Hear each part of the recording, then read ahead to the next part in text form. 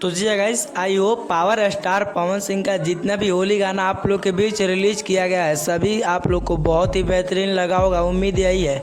जी guys, वैसे में आज मैं बात करने वाला हूँ पावर स्टार पवन सिंह के जो कि 2 नए गाने की अपडेट के बारे में।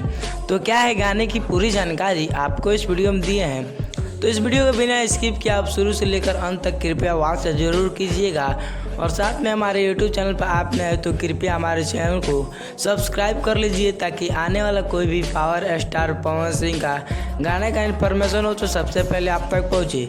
तो चलिए गाइस, वीडियो में बिना देरी किए फटाफट वीडियो का स्टार्ट करते हैं। जगह आगे बताते हैं, जो कि बता दूँ इस बार पावर स्टार पवन सिंह का 6 से 7 होली गाने रिलीज किए गए हैं और 7 गाना जो कि उसमें मिलियन से भी ज़्यादा व्यूज़ है और वो सभी गाना ट्रेंडिंग सेक्शन में था। जी गाइस, वैसे मैं बता दूँ पावर स्टार पवन सिंह का जो कि होली के बाद गाने का शूटिंग कंप्लीट कर लिया गया है, ऑडियो वीडियो सब कंप्लीट कर लिया गया है। जो कि गाने का नाम होने वाला है पियर की फराक वाली, जो कि यह गाना एक रील एक्टर के साथ शूट किया गया है। जी गाइस, वह भी भोजपुरी में नई कदम रखी है, वह भी हमारे शेर यानी कि पावर स्टार पवन सिंह के साथ। जी गाइस, जिनका नाम निकिता भारद्वाज है। जी गाइस, वैसे में पावर स्टार पवन सिंह का गाना यह MBBA record Bhojpuri YouTube channel के माध्यम से रिलीज होने वाला है, जो कि पावर स्टार पवन सिंह का बहुत ही बेहतरीन है। और बता दूं पावर स्टार पवन सिंह का आज आपको सुबह में जो कि एक गाना सुनने को मिला है एवरेस्ट भोजपुरी यूट्यूब चैनल पर, वो भी गाना काफ़ी बेहतरीन रहा है। जी गाइस, आपको बता दूं वो गाना एक मूवी का गाना है, जिस मूवी का नाम है कैसे हो जाला प्यार,